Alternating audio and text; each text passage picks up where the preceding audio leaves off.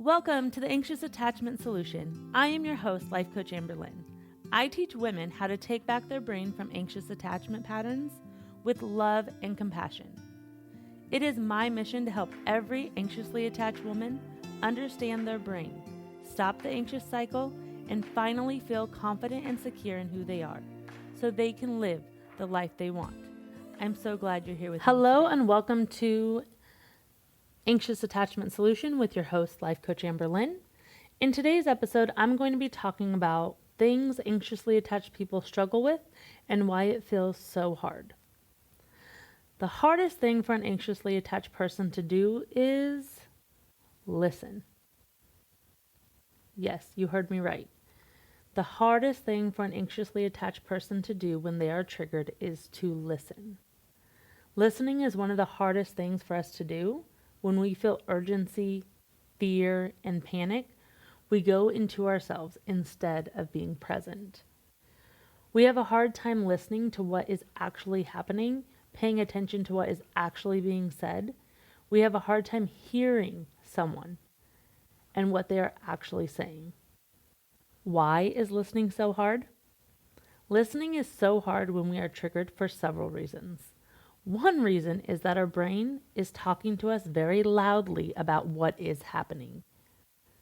It's telling us and making meaning of what is happening. And most often, those of us with anxious attachment, it has a negative meaning. Another reason, our brain is constantly scanning the environment for dangers, aka signs that someone is upset at us, signs that we made a huge, grave mistake that's going to end our relationship, or signs that we are about to suffer emotional pain of rejection, of abandonment. Listening may also be hard because our brain has a very strong story about the person that this is happening with.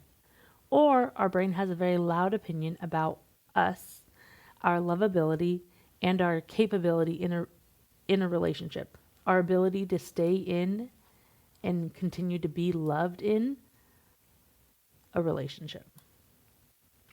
The truth is, not being able to really listen and hear what is happening causes a lot of miscommunications in relationships, a lot of hurt and a lot of disconnection in the space that all we really want is connection and understanding.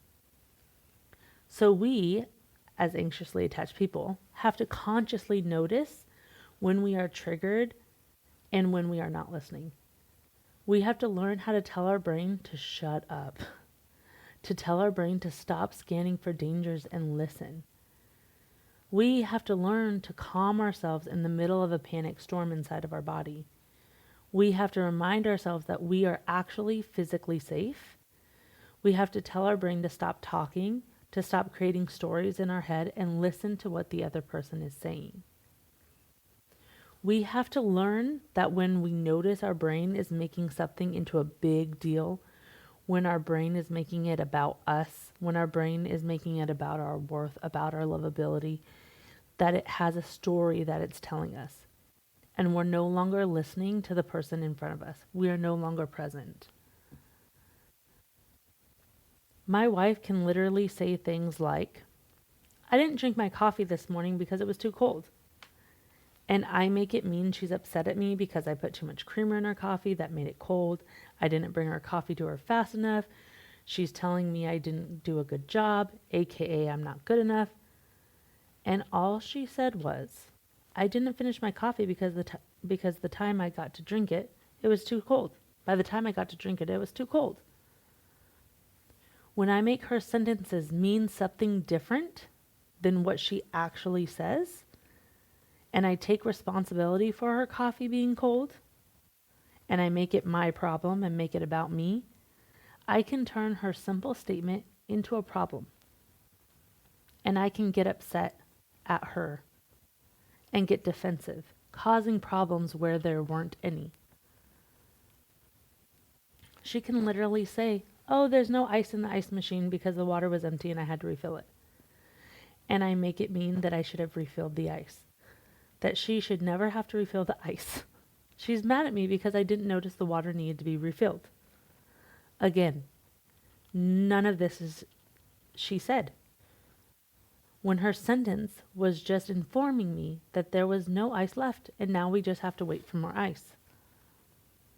She can say, I didn't sleep well last night, and my brain make it mean that I should not have slept well.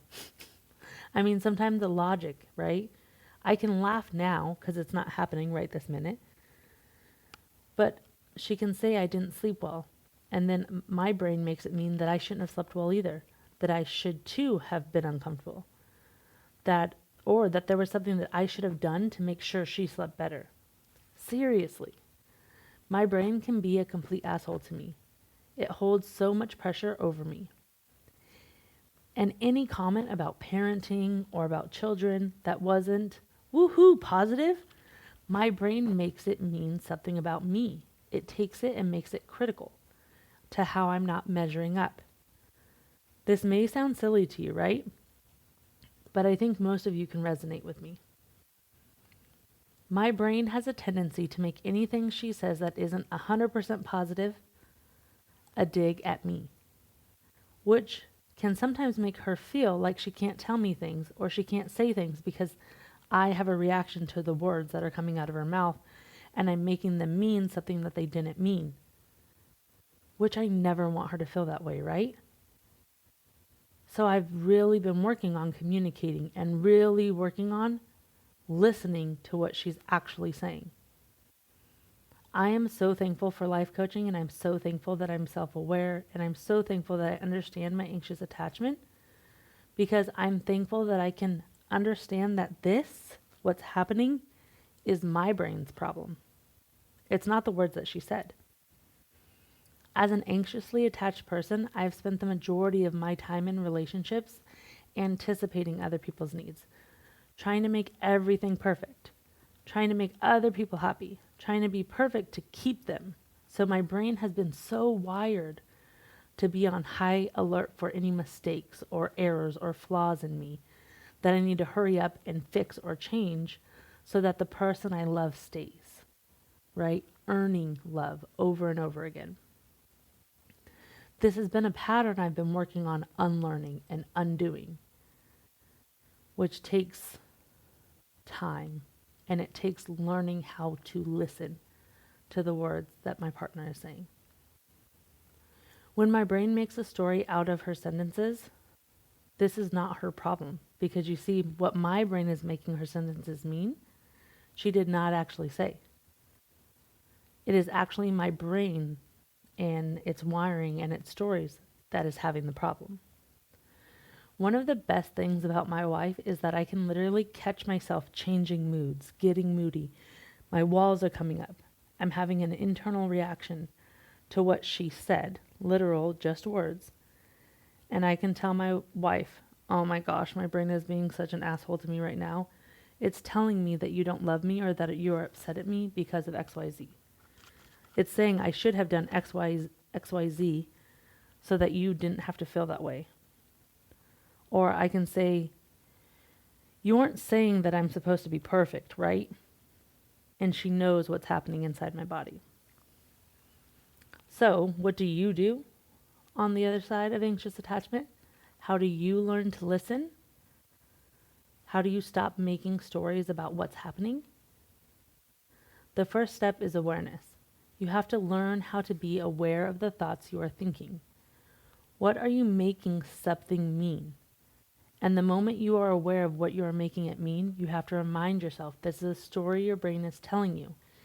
And it is now time to actually listen to the words that are coming out of the other person. You may want to ask them to pause for a second so that you can start re-listening by saying simply, hey, I'm sorry, my brain started running away from me and getting all defensive. I didn't catch what you were saying. Can you please start over because I really want to hear what you're saying to me? We have to learn to simultaneously talk back to our brain and tell it to hush and listen to what the other person is saying. Recognize the feelings that start to come up. Recognize when you're starting to get defensive, when your brain starts wanting to tell you a story.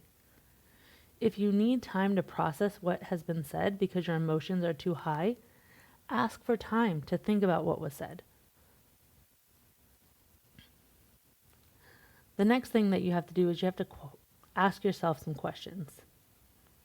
Why is what they are saying making me feel judged, criticized, or not good enough? What is my brain making this mean? And then you have to really understand and become aware that this is a story your brain is telling you. But is it actual fact? Is it what they actually said? Most likely it isn't. Do what I call a thought download. Write it all out. Write down the words that they said. How did these words make you feel?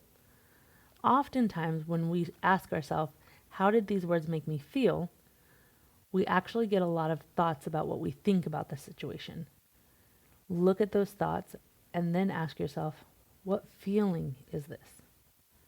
I feel this way because, why do you feel this way? Are you putting so much pressure on yourself? Are you thinking that you should have done something? This will reveal to you the story that your brain is telling you. This will reveal the real reason why you feel an urgency or a panic or you're getting defensive or whatever uncomfortable emotion it may be for you. Listening is often hard for us with anxious attachment because we put so much pressure on ourselves to be perfect in relationships. So hearing anything short of positive, affirmative, causes our brain to panic and look for red flags, aka hypervigilance. Our brain has been wired to scan for danger. In our cases, emotional dangers. Scan, scan, scan for any potential problem. This is the problem because it often makes problems where there aren't any. Since we have this deep-rooted fear of abandonment or rejection, it's actually what's behind all of the scanning. We have to practice grounding ourselves in these moments and not in the potential fears of the anxious attachment. When we are constantly putting pressure on ourselves to do everything right, be perfect, be hyper attuned to our partner's needs, it keeps our nervous system in a constant state of survival and overfunctioning, causing us to have a hard time with clear and transparent communication, causing us to overthink, be anxious, and always on edge. This will probably end up being an entirely separate podcast because the pressure we put on ourselves to be perfect and anticipate other people's needs is another habit entirely that causes actual strain on our relationships that I really want to address. Our brain has learned to do this when we were younger as a means for survival. This used to be very helpful to us. And now we're growing up and we're wanting to do more than just survive in our relationships. We want to live and be present in our relationships with other people. So we have to check that pressure that we're putting on ourselves. We have to check our brain's need for scanning for danger. So when you discover that your brain is making their words mean, this is not the time to beat yourself up more for being a person with anxious attachment or for being, quote, broken. This is the time to show yourself compassion and really validate the feelings that come up. Because of course you feel fear. You have anxious attachment and your brain just scanned for danger. You can validate your fears without believing them. You can validate the pressure that you feel or that you've put on yourself without believing the story that you have to be perfect or that this is your problem to solve or that your person is going to leave you. You can validate your pressure without believing the story your brain is telling you. You can show yourself compassion and you can even allow yourself to be frustrated that listening is so hard right now. I want you to know listening and communicating will get better. It will get easier. When you learn how to stop putting so much pressure on yourself, when you learn how to talk back to your brain and calm your nervous system so that it stops scanning for danger, it does get easier. You will be able to listen. When my brain wants to start making my wife's words mean something, I now say, we can listen to her words first before you tell me what you think about it. I remind myself that I'm safe to hear her words. I am safe to hear words that come out of her mouth. I'm capable of hearing what she has to say. I don't have to make it mean more than what she says. You will be able to develop listening skills. You will be able to hear words that make you feel a little uncomfortable, make you feel like you are a problem, and then you'll be able to turn it around and really hear what the other person is saying because you know it's just your brain and your story. It just takes time and practice. If you want to learn more about how to do this work, then my 6-week one-on-one program is for you. If you have any questions, always feel free to email me at amberlynn@takingbackherbrain.com. Also, go follow me on Instagram at Anxious Attachment Solution. I also want to let you know that I provide a free 1-hour consultation where you can come to meet me via Zoom and talk to me about whatever it is you're going through with anxious attachment, and I can show you what coaching looks like. Then I can share with you more about my coaching program. So if you're interested in a free 1-hour consultation, just email me consultation, and then I will send you a link to a Zoom and a way to schedule that with you.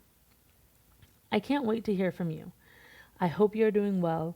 I know the world is heavy right now in the June of 2025, but know I am here for you to help you with your anxious attachment, because I think even in the midst of everything going on in this world right now, this is important and valuable work to show up to. The world needs more people who feel secure and rooted in love, and I am here to help you get there. Until next time. Thank you for joining me today. You are going to want my free guide on how to calm your anxious attachment. So head over to my Instagram, Taking Back Her Brain, and grab it. If this podcast resonated with you, I would really appreciate if you would rate and share it. If you have any questions or want to know more about how to work with me, I would love to hear from you. You can email me at amberlynn@takingbackherbrain.com. Can't wait to hear from you.